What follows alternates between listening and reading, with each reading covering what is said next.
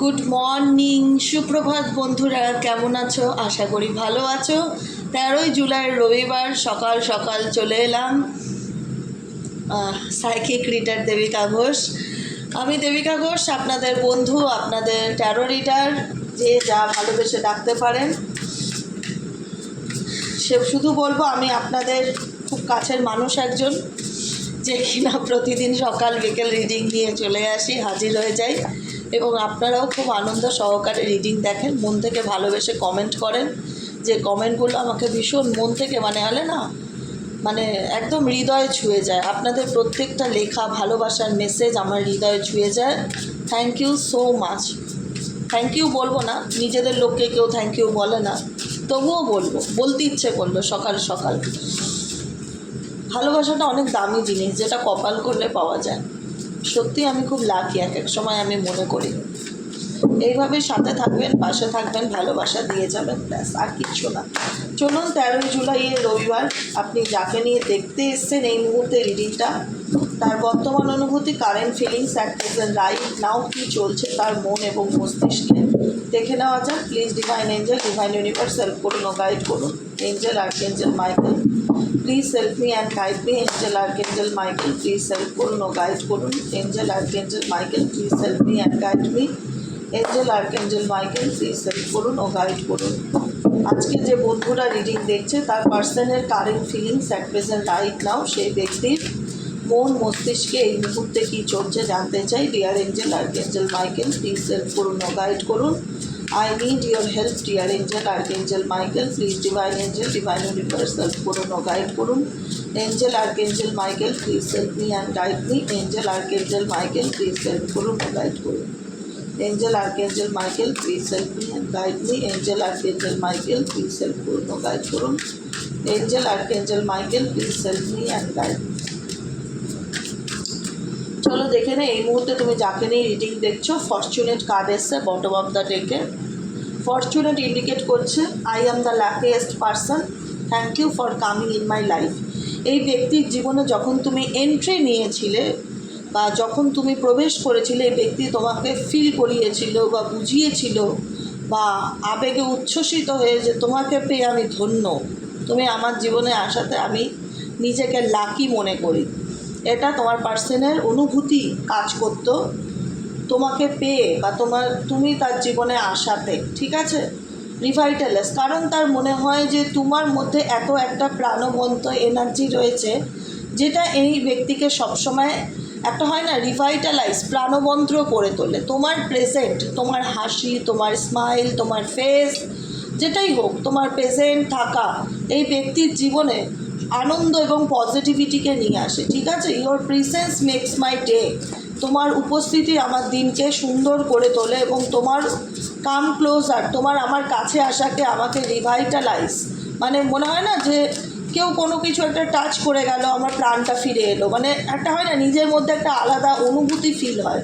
তোমার প্রেজেন্ট বা তোমার অনুভূতি নিয়ে তোমার ব্যক্তির কিন্তু মনে আলাদাই একটা ফিলিংস কাজ করে, দেখতে পাচ্ছি বর্তমান এনার্জিতে। আর কি চলছে, নেসেসিটি। এই ব্যক্তির কোথাও না কোথাও এখন রিয়ালাইজেশন কাজ করে বা মনে হয় যে তুমি আমার জীবনে থাকলে ভালোই হতো, তোমাকে তো আমার প্রয়োজন বাবা। তোমার দিকে আমি অনেকগুলো প্লাস পয়েন্ট খুঁজে পাচ্ছি তোমাদের দিক থেকে, যেটা তোমার ব্যক্তির চোখে মনে হচ্ছে এই মুহূর্তে দাঁড়িয়ে যে এই ব্যক্তির মধ্যে এই গুণটা ছিল, এই ব্যক্তির মধ্যে এটা ছিল, এই আমার যখন ছিল জীবনে, আমার জীবনের লাক ফ্যাক্টরটা খুব ভালো কাজ করতো, এই ব্যক্তির উপস্থিতি আমার জীবনকে হ্যাপি করতো, কোথাও না কোথাও মন থেকে একটা পজিটিভিটিকে ফিল করতে পারতাম। এই ব্যক্তিকে আমার চাই, বারবার এরকম মনে হচ্ছে এই ব্যক্তিকে আমার চাই, কারণ তোমার পার্সন তোমার সাথে যেটা করতে পারে সেটা সে অন্য কারোর সাথে করতে পারে না। বা তোমার উপর বলো যে একটা হয় না যে মেজাজ দেখানো, জোর খাটানো, যেটাই হোক মানে ভালোবাসার ক্ষেত্রে যেটাই হয়, দাবি করা, যেটাই থাকুক, আবদার করা, রাগ দেখানো, ইগো দেখানো, যেটা তোমার সাথে চলে না তোমার ব্যক্তি, আর কারোর সাথে কিন্তু সেই জায়গাটা খাটে না, এটা কিন্তু ফিল করতে হয়, ঠিক আছে। ডেফিনেটলি তাই এই ব্যক্তির তোমার সাথে যে জিনিসগুলো করতে পারে বা করতো বা করেছে, সেই ব্যক্তি কিন্তু অন্য কারোর সাথে সেটা ঠিক করতে পারে না। সে ঝগড়া হলেও তোমার সাথে করতে পারে, বাইরে গিয়ে হয়তো দেখায় যে খুব ভালো, তো সেই ব্যক্তির কোথাও না কোথাও মনে হয় যে আমাকে ঝেলতে পারে একমাত্র আমার এই কাছের মানুষটাই, আমার ভালো মন্দ সব কিছুকে সে খুব পজিটিভলি এবং অ্যাকসেপ্ট করে নিতে পারে, সে মেনে নিতে পারে। আজকে সে আমার জীবনে নেই, আজকে তার অনুভব বা তার অনুপস্থিতিকে আমি ডেফিনেটলি ফিল করি। সেই জন্য এই নিডসটা খুব দরকার, তার প্রয়োজন তোমাকে। আমি মনে করি না, আমার মনে হয় এই সম্পর্কে তার তুমি প্রিয়জনের তুলনাও প্রয়োজনটা যেন বেশি, যে তোমাকে তার চাই, তোমাকে তার দরকার, তোমাকে তার প্রয়োজন। যে কারণে এই ব্যক্তি মনে করে without you I am not fine, I need you, তোমাকে ছাড়া আমি সত্যিই ভালো নেই, আমার তোমাকে প্রয়োজন, তুমি আমার জীবনে ফিরে এসো বা কাম ব্যাক করো। এরকম এনার্জি কিন্তু তোমার পার্সনের দিক থেকে দেখতে পাচ্ছি। আর কি চলছে এই ব্যক্তির মনে, please divine angel, divine universe, আর কি চলছে এই ব্যক্তির মনে? ফ্রেশ স্টার্ট, দেখেছো? দেখো, আমি এই কথাটাই বলছিলাম, অনেকের ক্ষেত্রে মেসেজ কল ফোন কল আসবে, আসার যোগ আছে যে আমি তোমার সাথে আবার নতুন করে সম্পর্কটা শুরু করতে চাই। আমি টাইম এখানে বেঁধে দেবো না, কারণ টাইম বাদলেই না বিকেলেই মেসেজ করবে, দিদি এখনও তো ফোন করলো না, আমি আগের ডিটিকে দেখেছি। আমি বলেছি যে যদি আমি বলে দেই না যে 24 ঘন্টার মধ্যে বা দুদিনের মধ্যে কল করবে, একটু কমেন্ট সেকশনগুলো চেক করবে, সেই দুদিন কমেন্ট সেকশন চেক করবে, উত্তর পেয়ে যাবে, আমাকে কোশ্চেন করবে না। কারণ দেখো, আমি বলছি ফ্রেশ স্টার্ট করতে চাই, এখানে ফ্রেশ স্টার্ট 10,000 যদিও লোকে দেখে, সবার যে ফ্রেশ স্টার্ট আছে সেটা না, এটা ইউটিউবে জেনারেল প্রেডিকশান। কিছু মানুষের তো ডেফিনেটলি এই ব্যক্তির ক্ষেত্রে ব্যক্তি কামব্যাক করতে চায় বা নতুন করে নিউ বিগিনিং করতে চায়, আবার তোমার সাথে সম্পর্কটা শুরু করার একটা ইচ্ছা প্রকাশ করতে চায়, সে তোমাকে রিসেন্টলি কোনো কিছু গিফট ফিফট দিতে পারে, এরকম একটা সম্ভাবনা ফিল হচ্ছে। যাই দিক, যেটাই দিক, সে 10 টাকার দিক, 100 টাকার দিক, 1000 টাকার দিক, কোনো গিফট ফিফট দিতে পারে, দেখাতে পারে, বা কোনো হোয়াটসঅ্যাপে কোনো মেসেজে কোনো কিছু ইমোজি পাঠাতে পারে বা ছবি পাঠাতে পারে, এরকম কিছু ভাইবস ফিল হচ্ছে।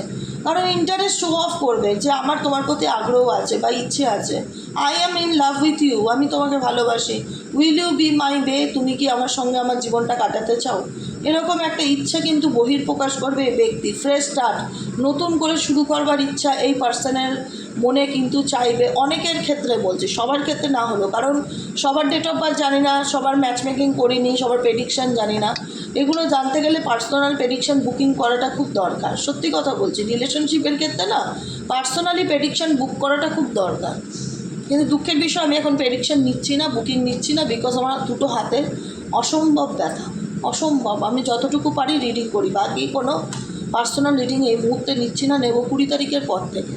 এখন কটা দিন আমি একটু রেস্টে আছি, তাই যারা বুকিং করতে চাও যদি ধৈর্য ধরে থাকতে পারো তাহলে 20 তারিখের পরে সবাই ডেট পাবে। আজকে তো হয়ে গেল 13 তারিখ। তো সে কারণে আমি বলবো এই ব্যক্তি কোথাও না কোথাও অনেকের ক্ষেত্রেই নতুন বিগিনিং বা নিউ বিগিনিংকে ইন্ডিকেট করে যে নতুন করে সে শুরু করতে চায়, এবং সে কল মেসেজ বা ফোন কল এরকম কিছু করতে পারে অনেকের ক্ষেত্রে। আগের দিনে রিডিংয়ে যখন বলেছিলাম, প্রচুর মানুষ কিন্তু অনেক মানুষ কমেন্ট সেকশানে লিখেছিল হ্যাঁ সে ফোন করেছে, মেসেজ করেছে, কল করেছে। আমি কিন্তু কমিউনিটি পোস্টে দিয়ে দিয়েছি, যাতে তোমাদের ডাউট না থাকে যে আমি বলছি সেটা রেজোনেট করছে না। রেজোনেট করে, যতজনের ক্ষেত্রে করবে করবে, যতজনের ক্ষেত্রে করবে না তারা পার্সোনাল রিডিং নিয়ে নেবে। ঠিক আছে, চলো এই ব্যক্তির মনে আর কি চলছে। এই ব্যক্তি ফাইনাল ডেস্টিনেশন, কারণ এই ব্যক্তি মনে করে তুমি তার জীবনের ফাইনাল ডেস্টিনেশন। এই ব্যক্তি না তোমার গুরুত্বটা বুঝতে পারছে। এবার দেখো, যতজনের মানতে প্রবলেম হবে সেটা তার সমস্যা, কারণ সবাই তো সবার নিজের জায়গাটা জানে, এটা তো অস্বীকার করার জায়গা নেই যে আমার রিলেশনশিপ কেমন আমি জানি না। যাদের মনে হয় যে 6 মাস গ্যাপ হয়েছে, 2 মাস গ্যাপ হয়েছে, 5 মাস গ্যাপ হয়েছে, বা 1 বছর ধরে কথা হচ্ছে না, ইন্টারেস্ট শো করছে পার্টনার, তাদের কথা বলছি। যাদের 10 বছর 15 বছর ধরে কোনো যোগাযোগই নেই, তাদের ক্ষেত্রে কতটুকু এই সিচুয়েশন রেজোনেট করবে গড নোস। ঠিক আছে, আমাকে তোমরা জানাবে যারা আগের দিন কমেন্ট সেকশানে লিখেছিলে যে ফোন করেছে, যোগাযোগ করেছে, তাদের কতদিনের গ্যাপ ছিল, এইটা তুমি জাস্ট আমাকে লিখে দেবে কতদিনের গ্যাপে তারা কন্ট্যাক্ট করেছে। কারণ এখানে সেই ব্যক্তির না ফিলিংসটা খুব দরকার। কিছু কিছু জায়গায় আমি বলি না যে দূরত্বটা বজায় রাখো, দূরত্ব মানুষের মূল্য বোঝায়। আমরা সবসময় যদি আমার কাছের মানুষের লেজুর হয়ে পড়ে থাকি, আমি তোমায় ভালোবাসি, আমি তোমায় ভালোবাসি, তোমাকে ছাড়া বাঁচবো না, তোমাকে ছাড়া বাঁচবো না, সেটা জিনিসটাকে টেকেন ফর গ্রান্টেড নিয়ে নেবে, দুর্বল মনে করবে। আমি তোমায় ভালোবাসি, আমি তোমার ভালোবাসি, সে তো সেই ভালোবাসাটাকে রেসপেক্ট করছে না, গুরুত্ব দিচ্ছে না, ইগনোর করছে, তাই না, ডিসরেসপেক্ট করছে, বাজে কথা শোনাচ্ছে, যা তা ব্যবহার করছে, নিজেকে দূরে সরিয়ে নাও, নিজেকে দূরে সরিয়ে নাও।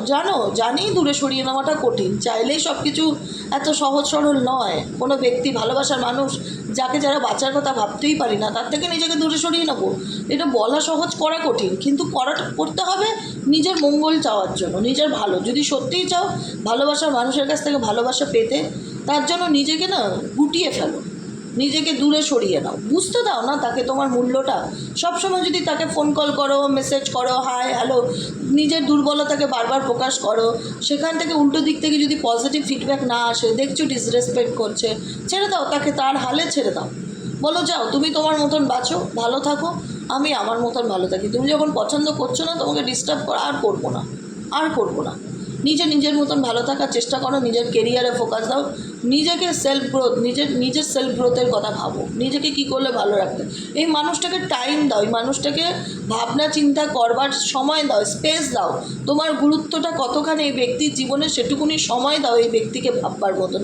সবসময় যদি পড়ে থাকো এই ব্যক্তির পিছনে, কী করছে, কী চলছে না, তুমি ভালো থাকতে পারবে না, এই ব্যক্তি তোমার গুরুত্ব কোনোদিনও বুঝবে।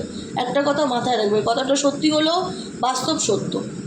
কারণ দূরত্বই মানুষের মূল্য বোঝায়, কাছে থাকলে কেউ কখনো কারোর মূল্য বোঝে না, দূরে থাকাটাও একটা প্লাস পয়েন্ট।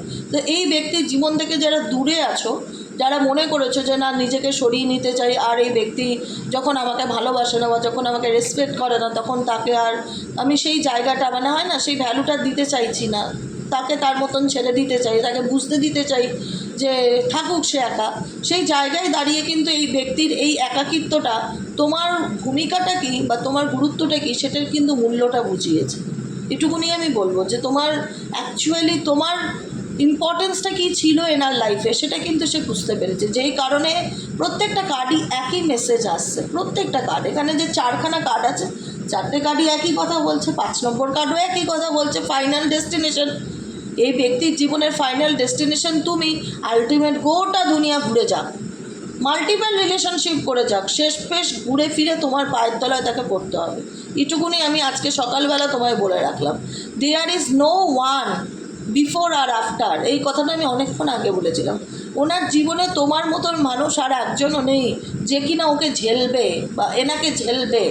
এনাকে ঝেলার মতন ক্ষমতা শুধু তোমার আছে, এনার রাগ দেখার ক্ষমতা তোমার আছে, এনার মেজাজ দেখার ক্ষমতা তোমার আছে, এনার ভালোবাসাও দেখার ক্ষমতা তোমার আছে। তোমার মধ্যে যে ক্যাপাসিটি আছে এনাকে সহ্য করবার মতন, তারপরেও যে তুমি হাসি মুখে এনার সাথে কথা বলো বা এনার কাছে চলে যাও, এনাকে পজিটিভলি অ্যাকসেপ্ট করো, তোমার মতন পার্সন এনার জীবনে যতই আসুক, যতই উনি আজকে এর সাথে কালকে ওর সাথে থাকুক না কেন, তোমার মতন কেউ কোনোদিনও হতে পারবে না, আর তোমার জায়গাটাও কেউ কোনোদিনও নিতে পারবে না। There is no one before or after, you are the only one. এই ব্যক্তি কিন্তু ডেফিনেটলি ফিল করে যে তুমি তার জীবনের এমন একজন মানুষ যে কিনা ওয়ান অ্যান্ড অনলি পার্সন, যে কিনা তার জীবনের ফাইনাল ডেস্টিনেশন, যার জায়গা কেউ কখনো নিতে পারবে না। আর কি চলছে এই ব্যক্তির মনে, আর কি চলছে এই ব্যক্তির মনে,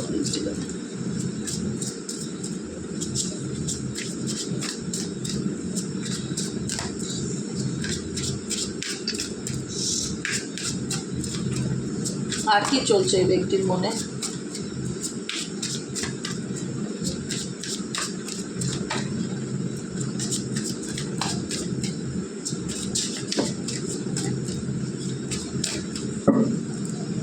মাইলস্টোন, আজকে তোমাদের সেপারেশনে অনেকটা লং ডিস্টেন্স রিলেশনশিপে আছো, অনেকটা দূরে আছো, লং ডিস্টেন্সে আছো।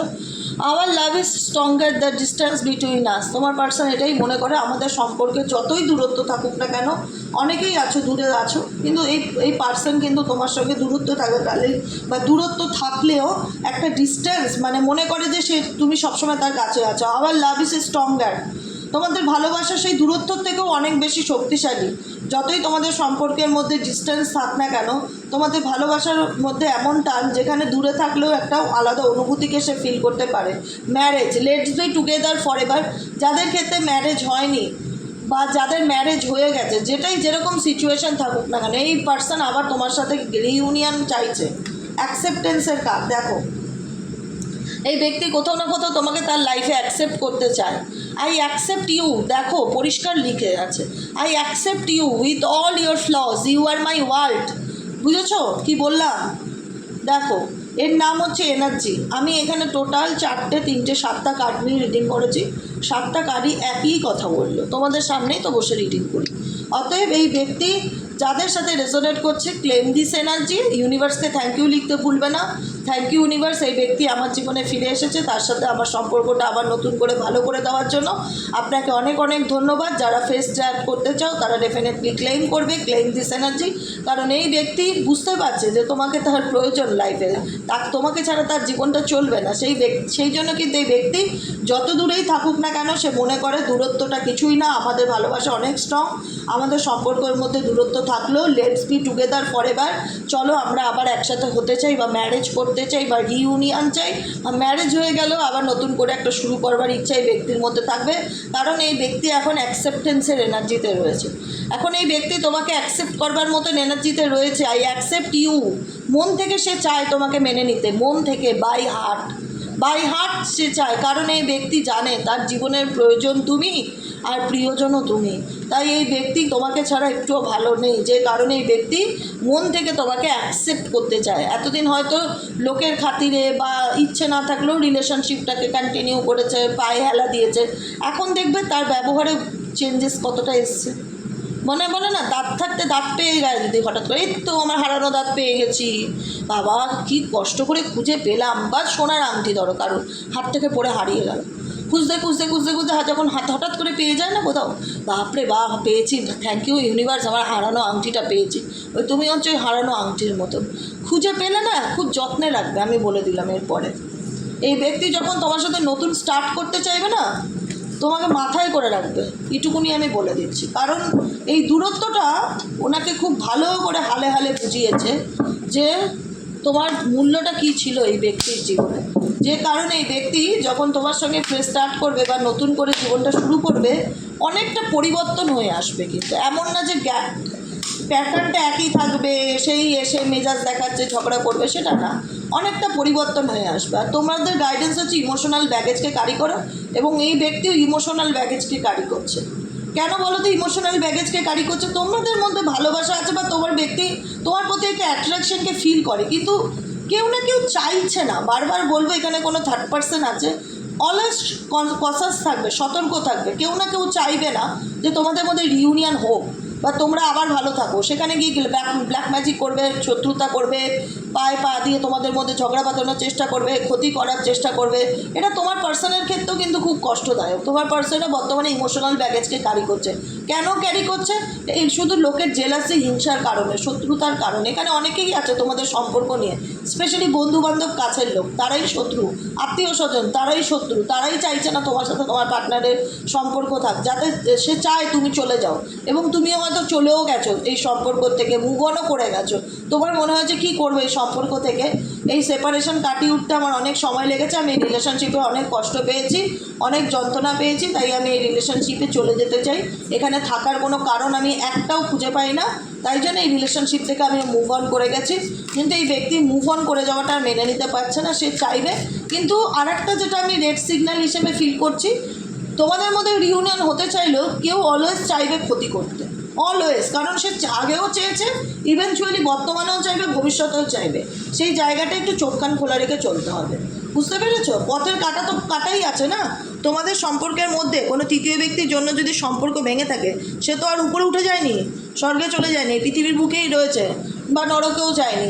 তো তোমার ব্যক্তি তোমাকে ডেফিনেটলি মিস করে, মেমোরি আছে, তোমার চিন্তাভাবনা আছে, তুমি তার জীবন থেকে চলে গেছো বা দূরে সরে এসছো, বা এখন এতটা ইন্টারেস্ট শো অফ করো না তার প্রতি। সে বুঝতে পারে যে আমার পার্টনারের আগ্রহ কমে গেছে আমার উপর থেকে, সে এখন এই সিচুয়েশনগুলোকে মিস করে। এবং অ্যাপোলজি, দেখো আবারও তাই, অ্যাপোলজি, সে নিজের ভুল বুঝতে পারবে এবং ক্ষমা চাইবে, ফ্রেশ স্টার্ট। আবারও তাই সে নতুন করে আবার তোমার সাথে সম্পর্কটা শুরু করতে চাইবে।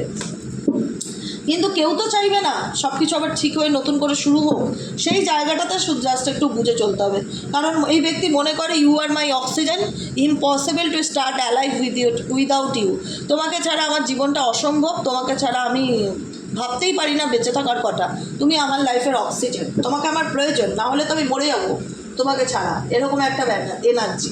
কিন্তু সবই ভালো, একটা জিনিস খারাপ লাগে, কারণ জেলাসি কিন্তু কমেনি।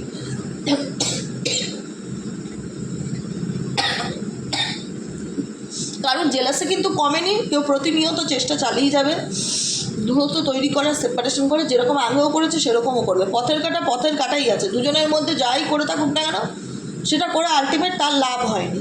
তো সেই দিক থেকে একটু চোখ কান খোলা রেখে চলতে হবে, কোনো কিছু নিয়ে শো অফ করা যাবে না। একটাই কথা মাথায় রাখবে, সম্পর্ক থাক, বন্ধুত্ব থাক, প্রেম থাক, সিক্রেট থাক, শো অফ করবে না। শো অফ করলে লোকের নজরে চলে আসলেই আবার দেখা যাবে এমন কিছু করে দিয়েছে, দুদিন পর আবার ধামাকা দিয়ে ঝগড়া শুরু হয়ে গেছে। বোঝা গেল কী বললাম?